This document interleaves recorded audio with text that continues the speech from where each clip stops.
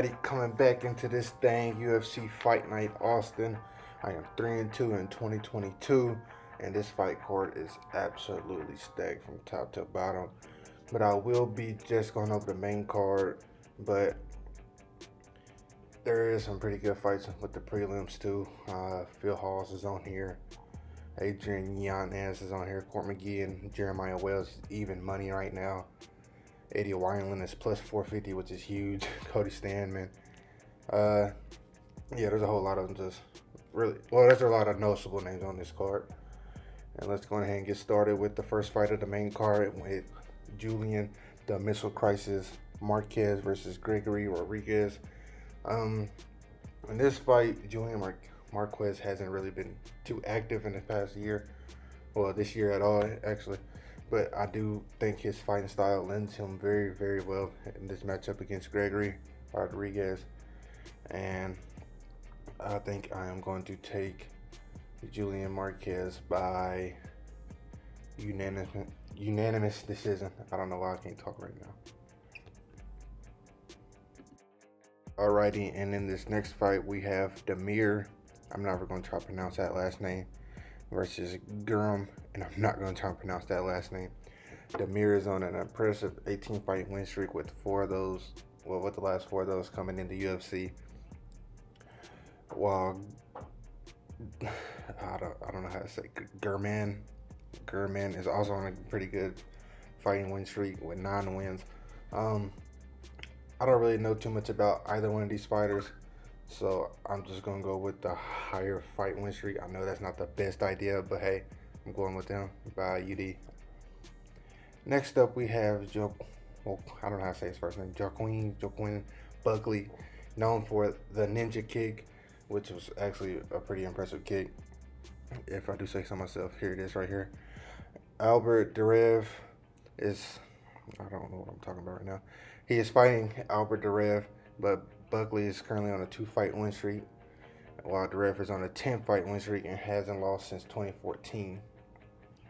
I think they're still trying to really build up Buckley like as a UFC star, so I don't really know too much about his opponent, but I'm going to take Buckley by unanimous decision. Next up, we have Tim Dirty Bird Means versus Kevin Big Mouth Holland.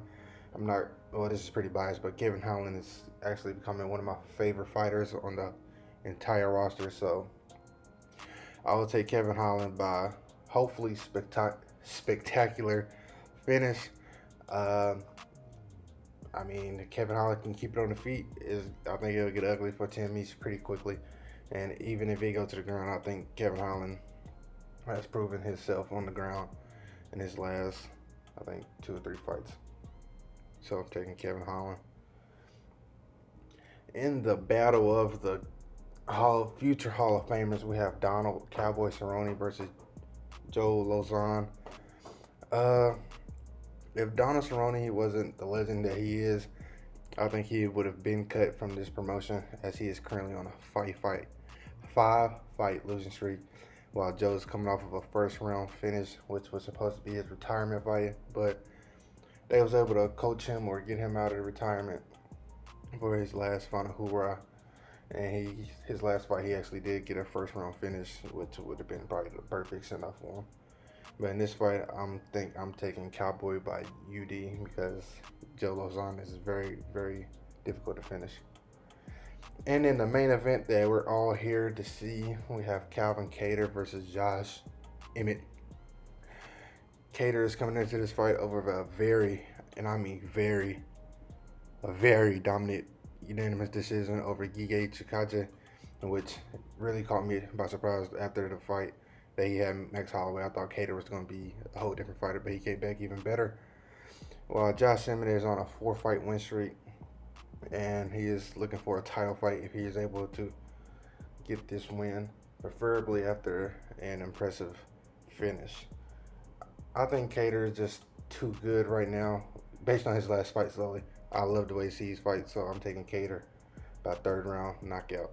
Hope you guys enjoy the fights. Be good people. Peace.